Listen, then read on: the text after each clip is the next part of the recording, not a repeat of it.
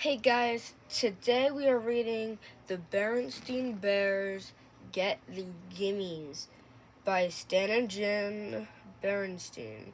So it looks like the Cubs brother and sister bear are in front of the candy aisle at the supermarket, and it looks like they're begging in front of a lot of different people. See how this works out.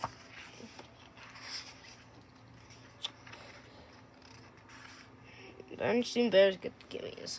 When a cub's behavior takes a turn for the worst, it's hard for parents to know what to do first.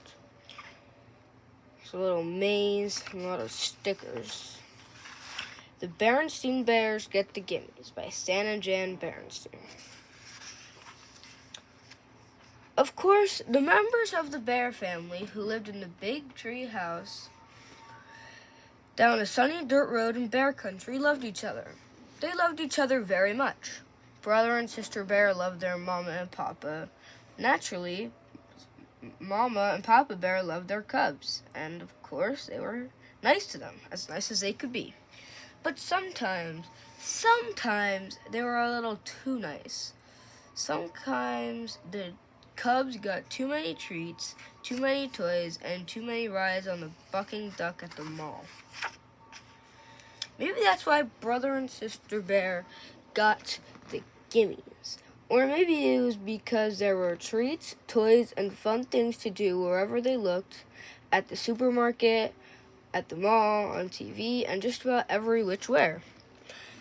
Maybe that was why they began making a fuss to get what they wanted, especially at the supermarket checkout, where there were always stacks and stacks of candy and other goodies. "Now, Cubs," Mama Bear said as the family got into the checkout line and saw that old gimme gleam in their eyes. "We can't have a fuss every time we pass candy. I simply won't stand for it." "But Mama," whined Sister Bear, they have they have gummy gumballs, my favorite, and chewy chompers, my favorite," whined Brother. "Now hush," said Mama. "I simply won't listen to another word."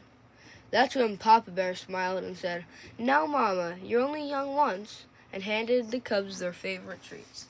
"It's only too true," said Mama as they were leaving the supermarket, "that you're only young once. But that's all the more reason to learn proper behavior while you're still young, and I certainly think—" "Look, look," shouted Sister, "a new ride." "Hey, bucking frog," shouted Brother. "That looks even better than the bucking duck. May we ride it, please? May we, please?" Now, Papa had just bought them treats, and he thought that was enough for one day. But the cubs made such a fuss that he sighed, dug into his pocket, and put some money in the slot. Papa looked at Mama and shrugged. "Cubs will be cubs," he said. "It may be true that cubs will be cubs," said Mama as they walked across the parking lot to their car, "but that's no excuse for jumping up and down and making a scene every time they see something they want." "Look, look," shouted the cubs once again, "little rubber cats that stick their tongues out when you squeeze them." "Cubs," said Mama, "that will be quite enough. I don't want to hear another word." "Oh, please," they shouted. "May we have them? Please, please, please." Pop decided it was time to put a stop to all the fussing. "Stop that fussing," he said in his loudest Papa Bear voice. But they were making such a commotion they didn't even hear him. Sister Bear was jumping up and down so hard that she fell over backward and started kicking her feet in the air. "Please, please," shouted the cubs so loudly that the whole parking lot took notice. Said embarrassed Papa to the toy seller. "2 of those rubber pussycats, please." The rubber pussycats not only stuck their tongues out when you squeezed them, they went squeak, squeak as well, and they squeak, squeaked all the way home. Mama was quite annoyed by the time they got back to the treehouse, but Papa was so angry he could hardly speak. It wasn't until the cubs had gone about their business and Mama had made a pot of tea that Papa's voice came back loud and clear. Of all the outrageous, disgraceful, embarrassing behavior I've ever seen, he roared, that selfish, greedy performance by our cubs was the worst. Brother and sister have the worst case of the galloping, greedy gimmies I've ever seen. Yes, said Mama calmly, sipping her tea. But have you ever stopped to think about why they have the gimmies? Perhaps their greedy behavior isn't all their fault. Perhaps it's partly all our fault for giving in every time they make a fuss. Papa listened quietly. Perhaps so, he said. It's up to us, she continued, to explain things to them, to help them understand why it's important not to be greedy. Then Papa called in the cubs for a talking to.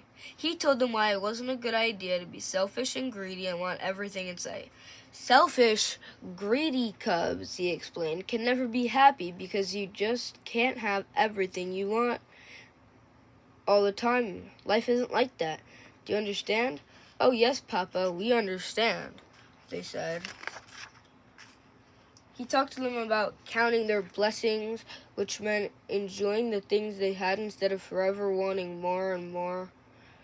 Does that make sense to you, he asked. Oh, yes, Papa, they said. It makes a lot of sense.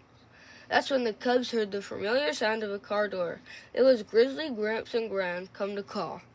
Brother and sister ran to open the front door, and as Gramps and Gran came up to the steps, they made the biggest fuss yet. "What'd you bring me?" they screamed. "What'd you bring me? What'd you bring me?" That did it. "Up to your room," roared Papa. "Up to your room and no TV or treats for a week, for a month, for a year."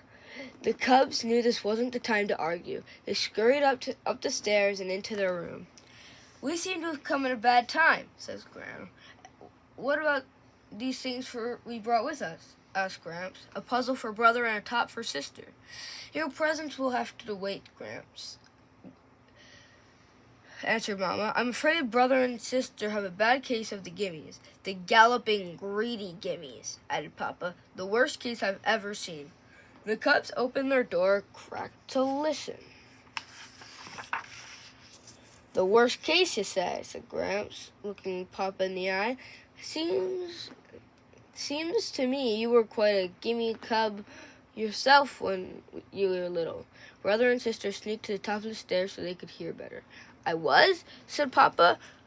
"Of course, we didn't have malls or supermarkets back then, but there was old Roof Grizzly's general store. Wonderful place. Sold just about everything. Honey cake, licorice sticks, molasses apples, and sorts of toys and novelties.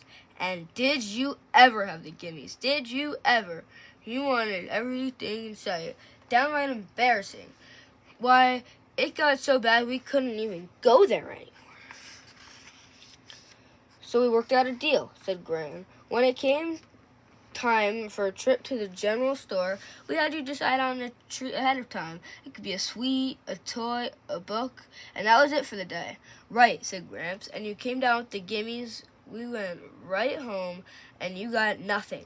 "That sounds like a pretty good plan to me," said Mama. "Me too," said Papa. The cubs tiptoed back to their room. It seemed okay to them, too. Next time the Bear family went to the supermarket, they tried the Gramps and Gran plan, and it worked. Brother decided he would get a book about dinosaurs, and sister wanted a new box of crayons. Mama and Papa were very proud when the cubs passed the candy rack without so much as a peep. Brother and sister were pretty proud of themselves, too. But then they heard it, the familiar sound of a cub with a bad case of the gimmies. The kicking, screaming cub was just behind them in the checkout line. You never heard such a fuss. "What outrageous, disgraceful, embarrassing behavior," said sister. "Maybe you leave?" "Yeah," said brother. "Let's get out of here." And that's how brother and sister got rid of a pretty bad case of the galloping, greedy gimmies. Thank you guys for watching. That is all for today. Make sure to hit the notification bell, and subscribe. See you guys later.